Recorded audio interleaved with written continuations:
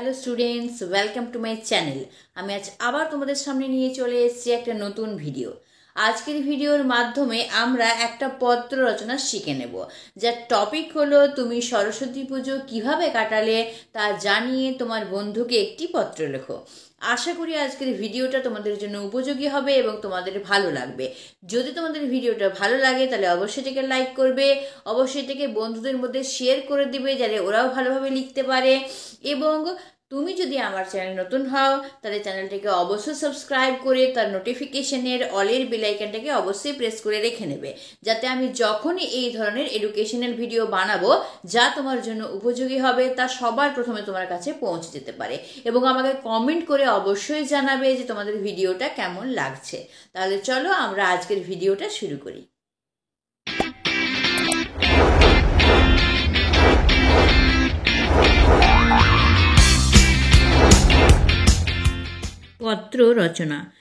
পত্র রচনা করার সঠিক পদ্ধতি কী বা কোন ফরম্যাট ফলো করে পত্র রচনা করলে তা সঠিক হয় সেই সম্পর্কে একটা ভিডিও আমি আমার চ্যানেলে অলরেডি আপলোড করে রেখে দিয়েছি। তোমরা এই ভিডিওটা দেখার আগে যদি সেই ভিডিওটা একবার দেখে নিতে পারো তাহলে তোমাদের কনসেপ্টটা পুরোপুরি ক্লিয়ার হয়ে যাবে যে কোন পদ্ধতিতে বা কোন ফরম্যাট ফলো করে পত্র রচনা করলে তা সঠিক হয়। তোমরা সকলেই জানো যে তোমাদের দুই ধরনের পত্র রচনা আসে, একটা হচ্ছে ব্যক্তিগত পত্র রচনা আর একটা হচ্ছে আবেদন পত্র রচনা। দুটোর ফরম্যাট কিন্তু সম্পূর্ণ আলাদা এবং দুটোর ফরম্যাটই আমি ওই ভিডিওতে খুব ভালোভাবে তোমাদেরকে বুঝিয়ে দিয়েছি।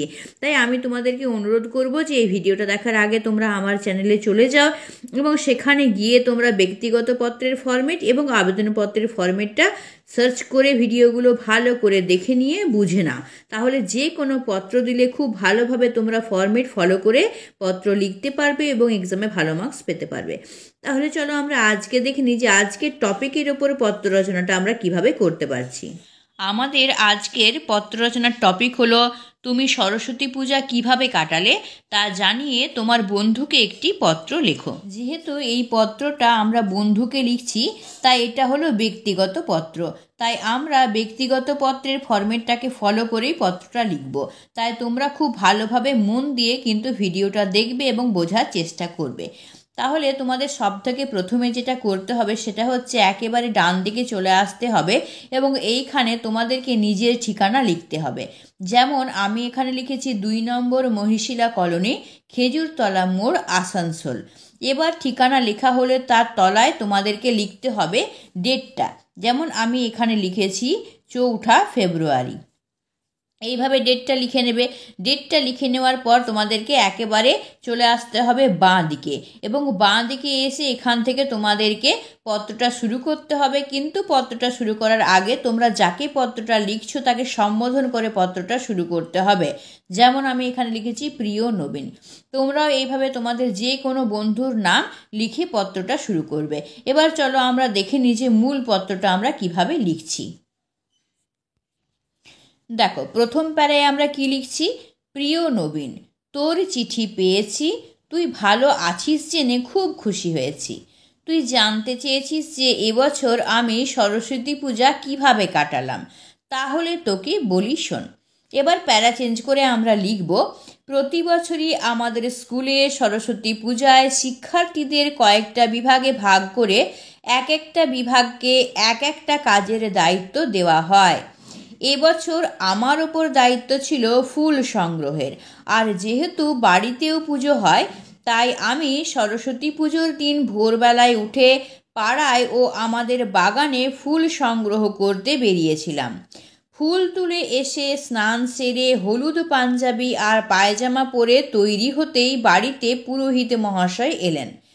বাড়ির পুজো শেষ করে পুষ্পাঞ্জলি দিয়ে কিছু ফুল বাড়ির পুজোতে দিয়ে বাকি ফুল নিয়ে বন্ধুদের সাথে হাজির হলাম স্কুলে।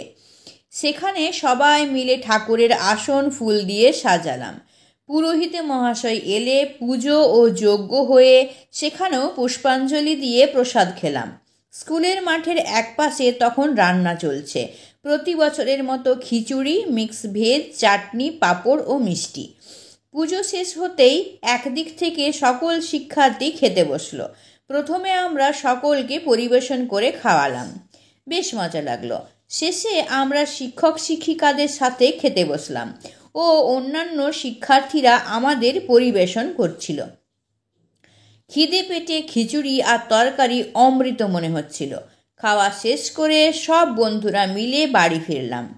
বিকেলে আবার নতুন পাঞ্জাবি জিন্স পরে বন্ধুরা মিলে বেরোলাম পাড়ার ঠাকুর দেখতে। বেশ মজা লাগছিল। অনেক ঠাকুর দেখে রাতের খাবার বাইরে খেয়ে প্রায় রাত 9টা নাগাদ বাড়ি ফিরলাম। ফিরে দেখি মায়ের রান্না তখনও শেষ হয়নি। পরের দিন যে শীতল ষষ্ঠী, তার জোগাড়েই মা ব্যস্ত। আমি খুব ক্লান্ত হয়ে পড়েছিলাম, তাই হাত মুখ ধুয়ে শুয়ে পড়লাম। কখন যে ঘুমিয়ে পড়েছি বুঝতেও পারিনি। এবার প্যারা চেঞ্জ করে লিখব, তা যাই হোক, এবছর সরস্বতী পুজো খুব আনন্দেই কেটেছে। তোর পুজো কেমন কাটলো তা জানাতে আমায় একেবারেই ভুলবি না। তাড়াতাড়ি চিঠির উত্তর দিবি। আজ এখানেই শেষ করছি। এবার তোমাদের যেটা করতে হবে সেটা হচ্ছে চলে আসতে হবে একেবারে ডান দিকে এবং এইখানে এসে ইতি লিখে তোমার নিজের নামটা লিখতে হবে। যেমন আমি এখানে লিখেছি ইতি, তোর বন্ধু অনিমেষ। এবার যে কাজটা তোমাদের করতে হবে সেটা হচ্ছে বাঁ দিকে চলে আসতে হবে এবং বাঁ দিকে তুমি যাকে পত্রটা লিখছো তার ঠিকানা লিখতে হবে। যেমন আমি এখানে লিখেছি প্রযত্নে নরেন দাস, শালতোড়া, বাঁকুড়া। তো এইভাবে তোমরাও যাকে পাঠাচ্ছ পত্রটা তার ঠিকানাটা এখানে লিখে নেবে। অথবা আরেকটা প্রসেসেও তোমরা লিখতে পারো, সেটা তোমরা আমার ওই ভিডিওগুলো দেখলেই পুরোপুরি বুঝে যাবে। সেটা হচ্ছে এখানে প্রেরক এবং প্রাপকের কলাম আলাদা করেও কিন্তু তোমরা ঠিকানাটা লিখতে পারো। প্রেরক মানে হচ্ছে যে চিঠি পাঠাচ্ছে আর প্রাপক মানে হচ্ছে যাকে পাঠানো হচ্ছে। কাজেই প্রেরকের জায়গায় তুমি তোমার ঠিকানা লিখবে এবং প্রাপকের জায়গায় যাকে পাঠাচ্ছ তার ঠিকানা লিখবে এবং একেবারে উপরে ডান দিকে একটা রেক্টেঙ্গুলার বক্স ক্রিয়েট করে ওখানে ডাক টিকিট লিখে দিতে হয়। তোমরা আমার ওই ভিডিওগুলো দেখে নিও, তাহলে তোমাদের এই জিনিসগুলো ক্লিয়ার হয়ে যাবে। তাহলে আশা করি আজকের টপিকের ওপর পত্রটা তোমরা কিভাবে লিখবে সেটা তোমরা খুব ভালোভাবে বুঝে গেছো। তাহলে আমি আজকের ভিডিওটা এখানেই শেষ করছি। আশা করি তোমরা খুব ভালোভাবে পত্রটা লিখে নিতে পারবে। তাহলে দেখলে কি সুন্দরভাবে আমরা এই টপিকের ওপর সুন্দর একটি পত্র রচনা করে নিতে পারলাম। আশা করি তোমরা ভালোভাবে এটা বুঝতে পেরেছো এবং যে ফরম্যাটটা আমি দেখিয়ে দিয়েছি সেটাকে ফলো করে তোমরা ঠিক এইভাবেই লেখার চেষ্টা করবে যেভাবে আমি পত্রটা দেখিয়ে দিলাম। তাহলে দেখবে তোমরা এক্সামে খুব ভালো মার্কস পেতে পারবে। তাহলে আজকের ভিডিওটা আমি এখানেই শেষ করছি। পরের ভিডিওতে নতুন কোনো টপিক নিয়ে আবার তোমাদের সামনে হাজির হচ্ছি। ততক্ষণের জন্য বাই এবং ভিডিওটা দেখার জন্য তোমাদের অসংখ্য ধন্যবাদ।